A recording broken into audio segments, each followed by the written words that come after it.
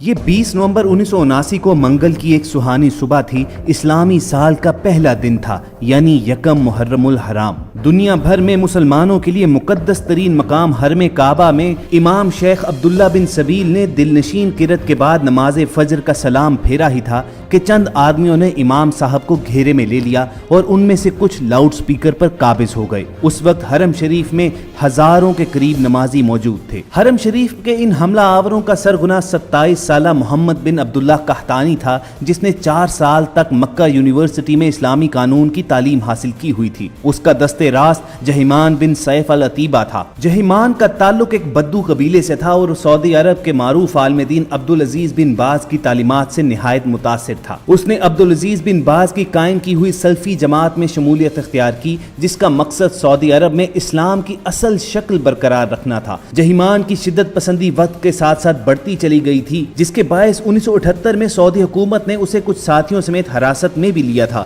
مگر رہائی ملنے کے باوجود العتیبی کے خیالات میں تبدیلی نہ آئی اور وہ اپنے ساتھیوں کے ساتھ مل کر خانہ کعبہ پر حملہ آور ہو گیا۔ اور 20 نومبر 1979 کا یہ سیاہ ترین دن تھا کہ جب حرم پاک پر حملہ ہوا اور ان لوگوں نے 500 ساتھیوں کے ساتھ خانہ کعبہ میں داخل ہو کر وہاں کے دروازے بند کر دیے اور 1 لاکھ کے قریب نمازیوں کو یرغمال بنا کر مسجد کو اپنے زیر انتظام لے لیا۔ ان لوگوں نے بڑی باریک بینی کے ساتھ پلاننگ کر کے جنازوں کا بحروب بنا کر چارپائیوں کے ذریعے اسلحے کی بڑی مقدار تہہ خانوں میں جمع کر لی ہوئی تھی۔ جب تمام تیاریاں مکمل ہو گئیں تو اچانک حرم کے تمام دروازے بند کر کر ان پر اپنے مسلح افراد کھڑے کر دیے۔ پھر ایک آدمی اٹھا اور اس نے عربی میں اعلان کیا کہ مہدی موعود، جس کا نام محمد بن عبداللہ ہے، وہ آ چکا ہے۔ اس کے بعد نام نہاد مہدی نے بھی مائک پر اعلان کیا کہ میں اس نئی صدی کا مہدی ہوں، میرے ہاتھ پر سب لوگ بیعت کریں گے۔ اس گمراہ ٹولے نے مقام ابراہیم کے پاس جا کر گولیوں اور سنگینوں کے سائے میں لوگوں کو دھمکاتے ہوئے بیعت شروع کروا دی۔ خواتین و حضرات، یہ کئی صدیوں کے بعد پہلا موقع تھا کہ جب خانہ کعبہ عام مسلمانوں کے لیے بند کر دیا گیا تھا۔ ہر طرف سے دروازے بند کر دیے گئے اور کسی کو بھی باہر سے اندر آنے یا اندر سے باہر جانے کی اجازت نہ تھی۔ سعودی حکومت نے اس بھیانک واقعے سے نمٹنے کے لیے اپنی فوج بھیجی، لیکن خانہ کعبہ کے تقدس اور کم تربیت کی وجہ سے سعودی فوجی بغاوت کرنے والوں کے خلاف متاثر کن کارروائی کرنے میں ناکام رہی۔ پھر سعودی حکومت نے اس وقت مواصلاتی نظام بند کر دیا تاکہ اس واقعے کے بارے میں خبر محدود رہے، لیکن وہ اس میں بھی مکمل طور پر کامیاب نہ ہوئے۔ جب یہ خبر دنیا بھر میں پھیلی کہ اس وقت خانہ کعبہ پر دہشت گردوں کا قبضہ ہے تو مسلمانان عالم میں غم و غصے کی لہر دوڑ گئی۔ ہر طرف سے یہ پرزور مطالبہ کیا جانے لگا کہ اس متبرک اور مقدس مقام کو دہشت گردوں کے ناپاک وجود سے پاک کیا جائے، لیکن سعودی حکومت ایک عجب کشمکش میں مبتلا تھی، کیونکہ بیت اللہ کے قریب خون بہانے سے بھی وہ قاصر تھی۔ اگر وہاں پر بھاری اسلحے کا استعمال کیا جاتا تو بیت اللہ کو نقصان پہنچنے کا خدشہ تھا، اور بغیر کسی بھاری نقصان کے حرم پاک کو دہشت گردوں سے خالی کروانے کے لیے جس مہارت، جس ڈیڈیکیشن اور پروفیشنل سکل کی ضرورت تھی، اس سے سعودی فوج محروم تھی۔ دوستو، اس وقت سعودی حکومت کا فرینچ گورنمنٹ کے ساتھ ایک خصوصی دفاعی معاہدہ تھا، چنانچہ فرانسیسی کمانڈوز نے سعودی فوج کو ہنگامی تربیت دی تاکہ وہ شدت پسندوں کا خاتمہ کر سکے، لیکن چونکہ مکہ میں غیر مسلم افراد کا داخلہ ممنوع ہے تو سعودی اہلکار فرانسیسی کمانڈوز کو ساتھ لے کر نہیں جا سکتے تھے، چنانچہ نگاہ انتخاب پاک فوج پر پڑی۔ سعودی فرما روا شاہ خالد نے 32 علماء پر مشتمل سپریم کونسل کا اجلاس فوری طور پر طلب کر لیا اور خانہ کعبہ کے دفاع کے لیے پاکستانی حکومت سے رابطہ کیا گیا اور درخواست کی گئی کہ پاکستان بیت اللہ کے دفاع کے لیے اقدامات کرے۔ اس وقت پاکستان میں جنرل ضیاء الحق کی حکومت تھی۔ پاک فوج تو سعودی حکومت کے کہنے سے پہلے ہی بیت اللہ کے تحفظ کے لیے تیار بیٹھی تھی، چنانچہ SSG کے اسپیشل کمانڈوز پر مشتمل ایک خصوصی دستہ ترتیب دیا گیا اور اسے حرم پاک کی پاسبانی کے لیے سعودی عرب روانہ کیا گیا۔ دوستو، اب آپ کو تفصیل سے بتاتے ہیں کہ جن دہشت گردوں سے بیت اللہ کو خالی کروانے میں اور ان دہشت گردوں پر قابو پانے میں فرانسیسی کمانڈوز اور سعودی کمانڈوز ناکام رہے،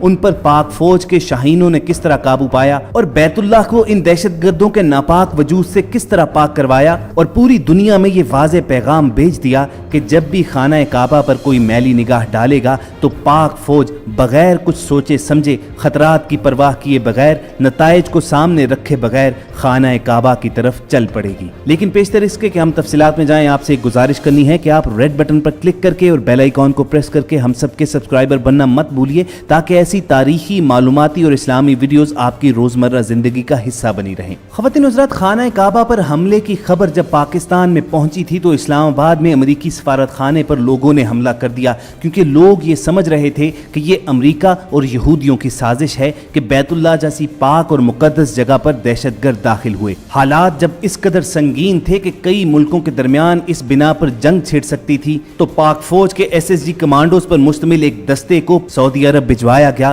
تاکہ بیت اللہ کو ان دہشت گردوں سے کلیئر کروایا جائے اور 1 لاکھ کے قریب لوگ جو وہاں پر یرغمال تھے انہیں آزادی دلوائی جائے۔ پاک آرمی کے اسپیشل سروسز گروپ کے ان کمانڈوز کی قیادت ایک میجر کو سونپی گئی۔ جب یہ مجاہد مکہ المکرمہ پہنچے تو اس وقت بیت اللہ پر قبضے اور اس محاصرے کو 1 ہفتے سے زیادہ ہو چکا تھا اور لگ بھگ 1 لاکھ کے قریب لوگ حرم شریف میں مقید اور محصور تھے۔ اب خواتین حضرات، پاک فوج کے کمانڈوز کا یہ ایک ٹریڈ مارک طریقہ کار ہے کہ یہ اپنے دشمن پر، اپنے حریف پر یکدم اور تیزی سے حملہ آور ہوتے ہیں اور اسے سنبھلنے کا موقع بھی نہیں دیتے اور اسے گردن سے جا دبوچتے ہیں۔ لیکن یہاں پر معاملہ ذرا مختلف تھا، کیونکہ یہ حرم پاک جیسی حساس جگہ تھی، اس کے اندر 1 لاکھ کے قریب لوگ محصور تھے، اور اگر ان دہشت گردوں کے ساتھ ڈائریکٹ فائرنگ شروع ہو جاتی تو نہ صرف کئی قیمتی جانیں ضائع ہوتی بلکہ اس کے ساتھ ساتھ بیت اللہ کو بھی نقصان پہنچنے کا خدشہ تھا۔ لیکن اس کے ساتھ ساتھ وقت بھی نہایت تیزی کے ساتھ گزرتا جا رہا تھا، چنانچہ پاکستانی جانبازوں نے وہاں پہنچ کر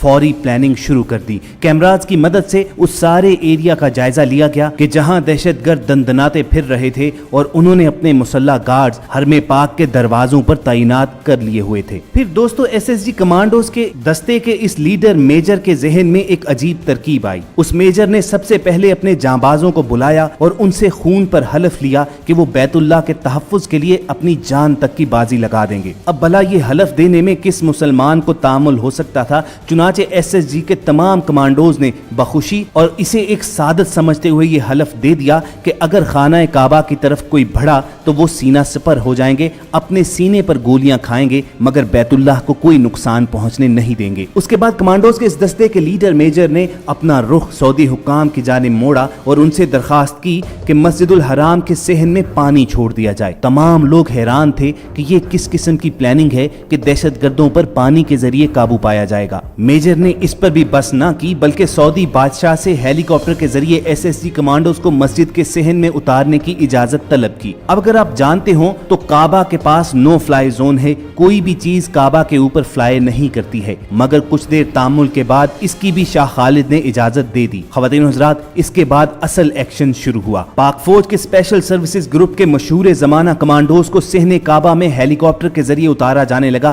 ایک طرف تو یہ کاروائی ہو رہی تھی، دوسری طرف اس میجر کے حکم پر اسی وقت مسجد الحرام کے صحن میں موجود پانی میں کرنٹ چھوڑ دیا گیا۔ اس مؤثر کاروائی کی وجہ سے دہشت گردوں کے شارپ شوٹرز غیر فعال اور مفلوج ہو گئے اور پاک فوج کے سنائپرز نے فضا ہی سے ان دہشت گردوں کو نشانہ بنانا شروع کر دیا، اور اتنی دیر میں جب پاکستانی فوج کے SSG کمانڈو صحن حرم میں اتر گئے تو انہوں نے نیچے جا کر دہشت گردوں کو قابو کر لیا۔ پاک فوج کے ان شیروں نے اپنے لیڈر اس میجر کی قیادت میں غیر معمولی صورت سے تمام دہشت گردوں پر قابو پایا، سب کو فوری طور پر گرفتار کیا گیا، تمام یرغمالیوں کو رہائی دلائی گئی، اور محمد بن عبداللہ القحطانی جس نے امام مہدی ہونے کا دعویٰ کیا تھا وہ اس آپریشن کے دوران ہی ہلاک ہوا۔ یوں اس میجر کی ذہانت اور پاک فوج کے جوانوں کی دلیری کی وجہ سے کم نقصان میں بیت اللہ کو آزاد کروا لیا گیا۔ دوستو، کیا آپ جانتے ہیں کہ خانہ کعبہ کو دہشت گردوں سے چھڑوانے والے ان SSG کمانڈوز کی قیادت کون کر رہا تھا؟ اس میجر کا نام پرویز مشرف تھا، جو بعد میں پاکستان کا آرمی چیف بھی بنا، اور اس طرح اللہ تعالیٰ نے یہ عظیم سعادت پاکستان کو عطا کی کہ جب بیت اللہ پر آنچ آنے لگی تو پاک فوج نے اپنی پیشہ ورانہ مہارت سے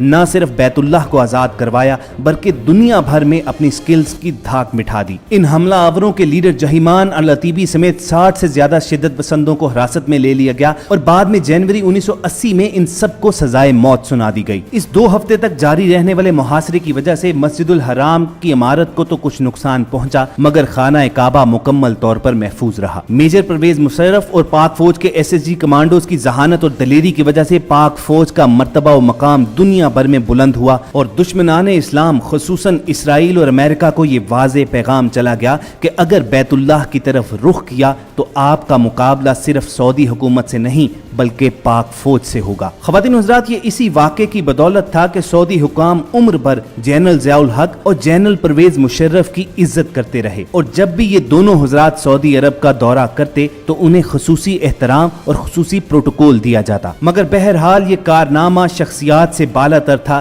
یہ وہ چیز تھی کہ جس نے دنیا بھر میں پاکستان کے لیے نئی عزت کمائی۔ ہم سب کو پوری امید ہے کہ پاک فوج کی یہ داستان آپ کو ضرور پسند آئی ہوگی۔ اسے لائک کر کے فیس بک اور واٹس ایپ کے ذریعے زیادہ سے زیادہ لوگوں کے ساتھ شیئر کیجیے، اور اگر آپ ایسے ہی انٹرسٹنگ اور معلوماتی ویڈیوز فیوچر میں حاصل کرنا چاہتے ہیں تو چند سیکنڈز نکال کر ریڈ بٹن پر کلک کیجیے اور بیل آئیکن کو پریس کر دیجیے تاکہ ہم سب کی اپلوڈ ہونے والی ہر ویڈیو آپ کو ہر وقت اور بر وقت ملتی رہے۔ بہت جلد ایک اور معلوماتی سیشن میں دوبارہ آپ سے ملاقات ہوگی۔ اپنا اور ارد گرد کے لوگوں کا خیال رکھیے اور ہم سب کے ساتھ جڑے رہیے۔